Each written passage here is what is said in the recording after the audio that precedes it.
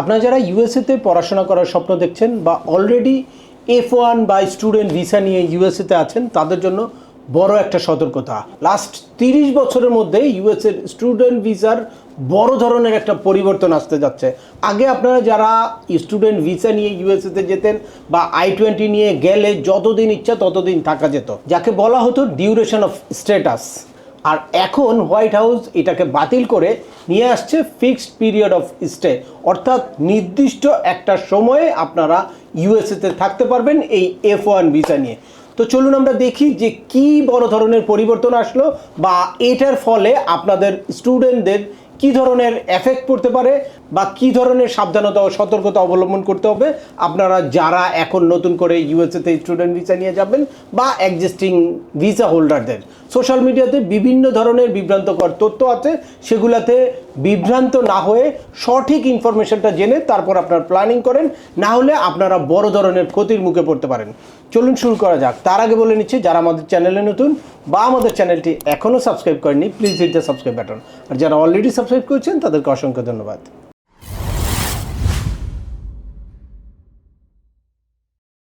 Welcome back. আপনাদের সাথে আছে আমি সেমাউনুল বাহার। আমাদের এই চ্যানেলে ইউএসএর ভিজিট, পড়াশোনা, ওয়ার্ক পারমিট এবং মাইগ্রেশন সংক্রান্ত বেশ কিছু আপডেটেড ইনফরমেশান আছে। আপনারা যারা যেই টপিক্সে ইন্টারেস্টেড দয়া করে ওই রিলেটেড সকল ভিডিওগুলো দেখবেন। এরপর ছোটোখাটো প্রশ্ন থাকলে ভিডিওর নিচে কমেন্টস করবেন। আর তারপরেও একান্ত কোনো ব্যক্তিগত পরামর্শ বা আমাদের কোনো সার্ভিস নিতে চাইলে ডিসক্রিপশানে থাকা হোয়াটসঅ্যাপ নাম্বারে অ্যাপয়েন্টমেন্ট বুক করে সরাসরি যোগাযোগ করতে পারেন। অ্যাট দ্য সেম টাইম আমাদেরকে ইমেইল করতে পারেন এবং আমাদের ইউটিউব, ফেসবুক বা ওয়েবসাইটগুলো ফলো করে সবসময় আমাদের সাথে যুক্ত থাকতে পারেন। এনিওয়ে চলে আসে আজকের মূল আলোচনায়। রিসেন্টলি আপনারা দেখতে পাচ্ছেন, অনেকেই হয়তো দেখেছেন যে বিভিন্ন রকম নিউজ এসেছে বা বিভিন্ন সোশ্যাল মিডিয়াতে বিভিন্ন পোস্ট হয়েছে যে ইউএসএর এই স্টুডেন্ট ভিসায় একটা পরিবর্তন আসতে যাচ্ছে বা পরিবর্তন আসছে বা অলরেডি পরিবর্তন এসেছে, এরকম বিভিন্ন ইনফরমেশান। বাট রিয়েলি কী পরিবর্তন এসেছে? এই পরিবর্তনের যেই সূত্রপাত সেটা হচ্ছে ডিপার্টমেন্ট অফ হোমল্যান্ড সিকিউরিটি একটা প্রপোজাল সাবমিট করেছে, যেটাকে এই 17 তারিখে হোয়াইট হাউস রিভিউ করে তাদের মতামত দিয়েছে, অর্থাৎ পজিটিভ এই চেঞ্জটা তারা করতে চাচ্ছে। সেই পরিবর্তনটা হচ্ছে ডিউরেশন অফ স্ট্যাটাসকে পরিবর্তন করে ফিক্সড পিরিয়ড অফ স্টে নিয়ে আসতে চাচ্ছে তারা। এর মধ্যে আরও কিছু সাপ্লিমেন্টারি ইস্যু আছে।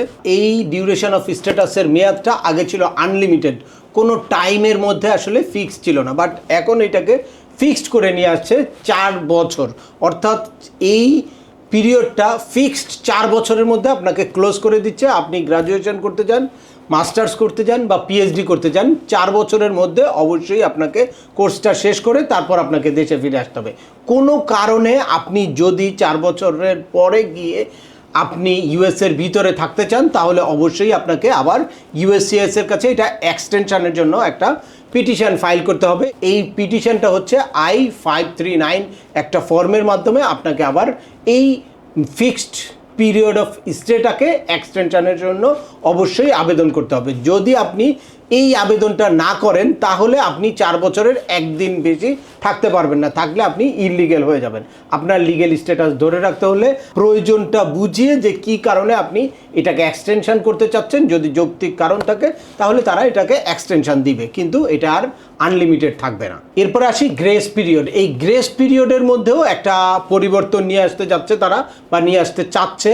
আগে একটা গ্রেস পিরিয়ড ছিল 60 ডেইজের, অর্থাৎ আপনার স্টাডি কমপ্লিট করার পরে আপনি 60 ডেইজ টাইম পেতেন আপনি কোনো একটা জব নেওয়ার জন্য, বাট এখন সেটাকে কমিয়ে তারা 30 ডেইজে আনতে চাচ্ছে। অর্থাৎ পড়াশোনা শেষ করে 30 ডেইজের মধ্যে আপনি যদি কোনো জব না নেন তাহলে অবশ্যই আপনাকে ব্যাক করে আসতে হবে। 30 ডেইজের মধ্যে আপনার যা কিছু করার তাই করতে হবে, বা পরবর্তীতে আপনি এক্সটেনশন করবেন বা আপনি কোনো জব নিয়ে আপনার স্ট্যাটাস চেঞ্জ করবেন, সেটা 30 ডেইজের মধ্যেই করতে হবে। তো এইটা খুবই কম একটা সময়, আপনাদের আগে থেকেই এই প্ল্যানিংটা করতে হবে, যাতে যে কোনো সময় যখন আপনার স্টাডিটা কমপ্লিট হবে সাথে সাথেই আপনি আপনার থাকার মতো ব্যবস্থা যাতে করতে পারেন।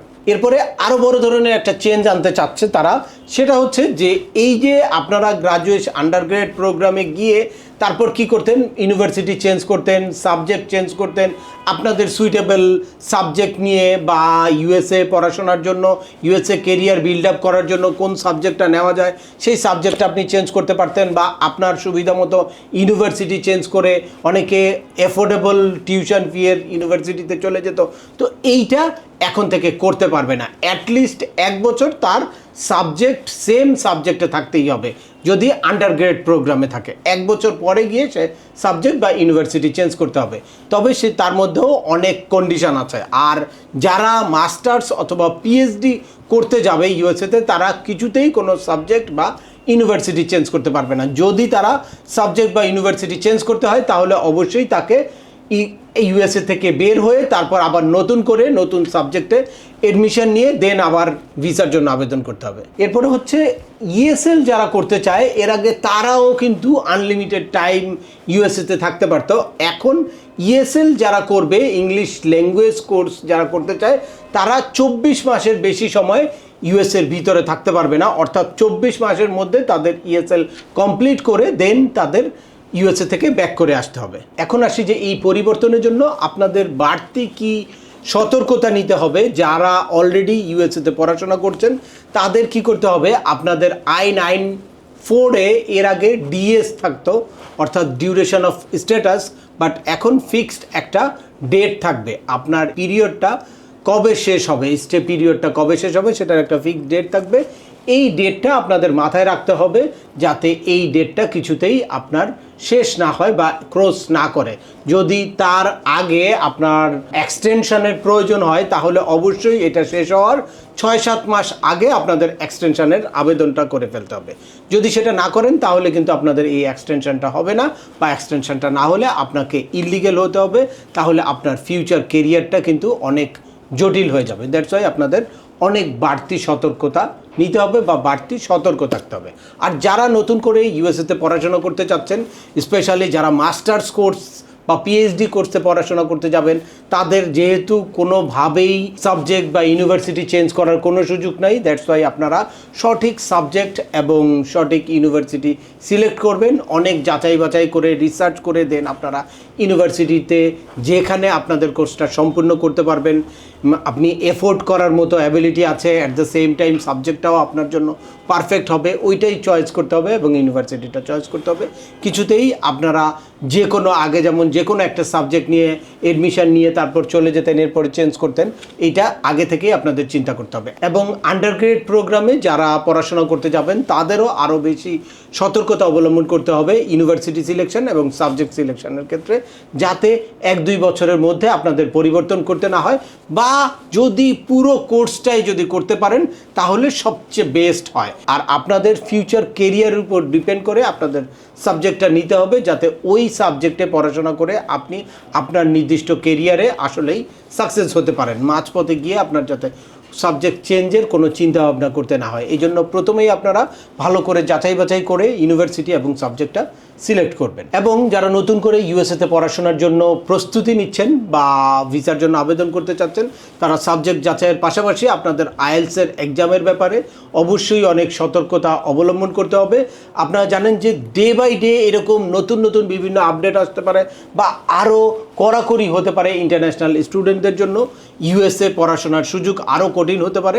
দ্যাটস ওয়াই আপনারা যারা অলরেডি প্রিপারেশন নিচ্ছেন তারা খুব দ্রুত প্রিপারেশন নেবেন, আইএলসের জন্য সঠিকভাবে প্রিপারেশন নিয়ে দেন এক্সামে বসবেন, যাতে আপনাদের স্কোরটা কাঙ্ক্ষিত একটা স্কোর আসে, আপনার ইউনিভার্সিটি যেই স্কোর চায় সেই স্কোর যাতে পায়।